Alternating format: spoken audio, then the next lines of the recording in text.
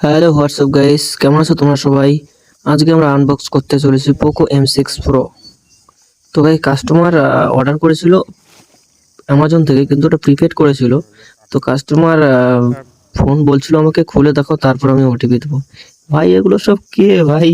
অ্যামাজনে কোনোদিন আনবক্সিং হয়? ওপেন ওপেন বক্স ডেলিভারি হয়? আমাকে ওটিপি দিবে না বলছে। আমি বললাম দেখেন দাদা, ওটিপি যদি না দেন তাহলে আমি দিতে পারবো না, এটা কোনো কথা না। কারণ ওটিপি দেবেন, তারপর আমি খুলে দেখাতে পারি। তারপর আপনার কি পলিসি আছে, যদি আপনি রিটার্ন করতে চান আপনার খারাপ থেকে, আমি এখানে দাঁড়ায় থেকে করে দেবো, কিন্তু ওটিপি আমাকে আগে লাগবে, তাছাড়া আমি করতে পারবো না।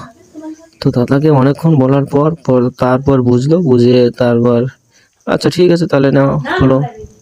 ঠিক আছে, তারপর ওটিপি দিয়ে দিলো। আমি আনবক্সিং ডেলিভারি মার্ক করে তারপর গিয়ে বক্স খুলে ওনাকে বললাম যে খোলেন, আমি ভিডিও করছি। যদি আপনার কোনো সমস্যা থাকে, ভিডিও তো থাকলোই প্রুফের জন্য।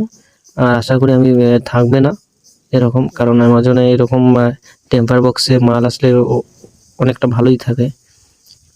এতদিন পর্যন্ত মাল এখনো পর্যন্ত খারাপ বের হয়নি। অনেক মোবাইল ডেলিভারি করলাম, তারপর গিয়ে দাদা আমাকে ওটিপি দিল, খুললো, তারপর আনবক্সিং করলো উনি নিজেই, নিজেকে দিয়েই করালাম।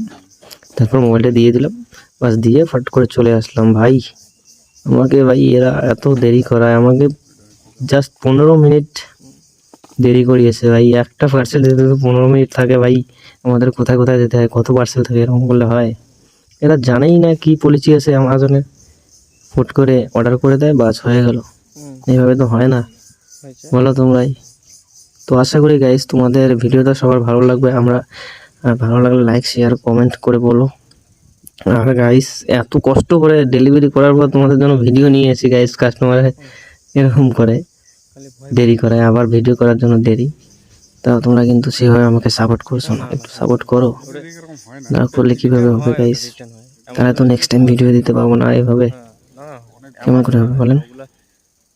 ओके गाइस, फोन अनबॉक्सिंग हो गया और ফ্লিপকার্ট থেকে তো অনেক হইতো আগে, আর হয়ে গেল পরে আপনার টাকাটা আপনি পেয়ে যাবেন। হ্যাঁ ঠিক আছে, ঠিক আছে।